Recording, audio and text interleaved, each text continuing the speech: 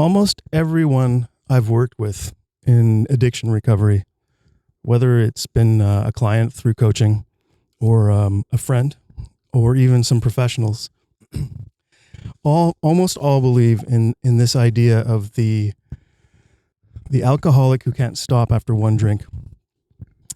I've always found it kind of funny. It's an idea that doesn't altogether sit well with me.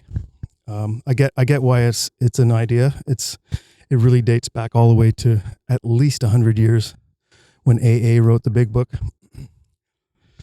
But I do take issue with it, and I would ask a few funny questions around it. Like, I mean, I don't love hypotheticals, but what would happen if you had that? Suppose you're this irredeemable alcoholic, right? And you had one drink, and then there was no access to more. What would happen then? You'd probably be annoyed and get sweaty, and then you'd get over it, right? Life would go on and you wouldn't die. So the question is, can you choose that? Can you choose that route without being denied a second one? In other words, if you're at an open bar, could you make that choice, right? A lot of people could, a lot of people wouldn't. So that's the reality. Now, let's take the thought experiment a little bit further.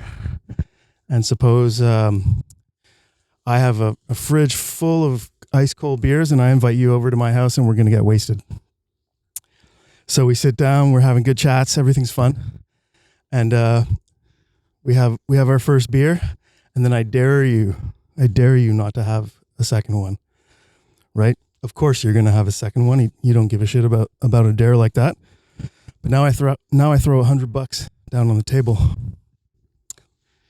Suddenly the choice to stop maybe is creeping back into your psyche. Or maybe $100 isn't enough. Like, let's say 500, maybe 1,000, maybe 5,000, depending on your financial situation, right? So what we're looking at perhaps is more a question of motivation and not so much about the inability to choose. Now I'll continue to play devil's advocate. Suppose you're really rich, right? You got $1.5 million in the bank, and that kind of bet doesn't really entice you. So now I pull out my suitcase. There's $1 million. All right, I'm almost doubling your fortune. Suddenly it's not so hard to say no to the second drink.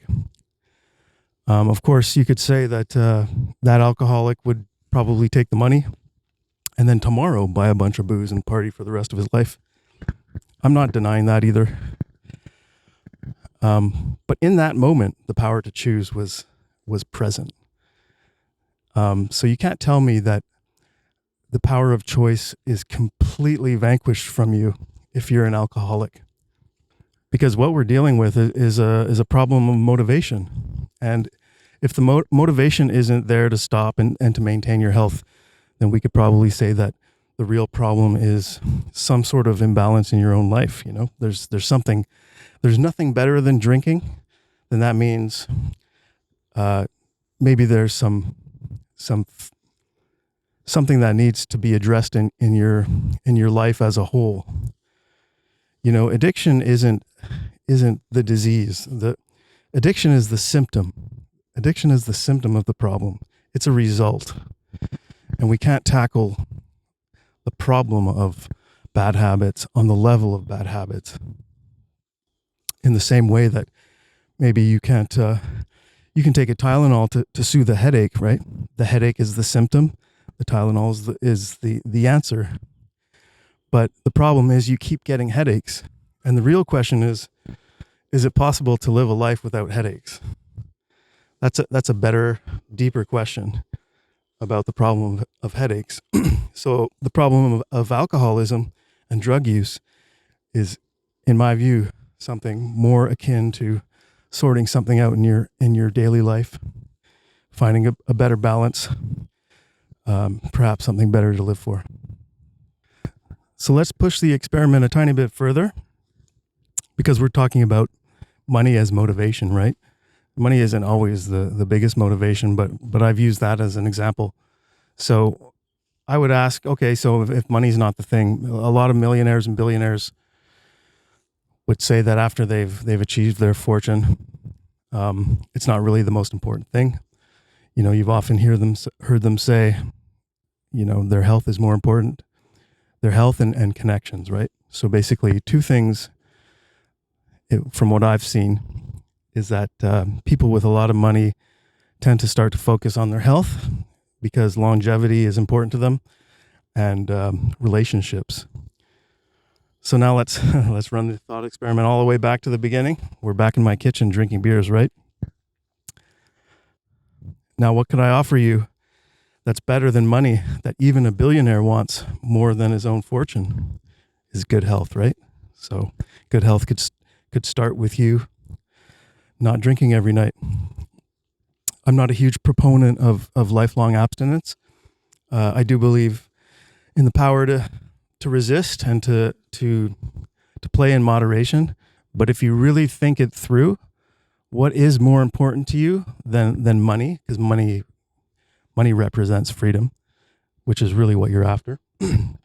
And what's better than your fortune, your million, your billion, is your health. Good health is more important to you than even making tons of cash, even if you don't know it quite yet.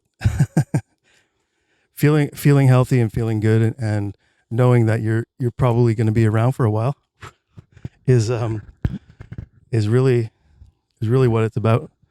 So there you have it, the full circle argument. I know in a real world situation, when you're hurting and maybe you're going through withdrawal, or you're just you're sad or whatever it is that you're going through, you're at that open bar. Of course, you're going to drink your face off. That's real life. That's the real world scenario.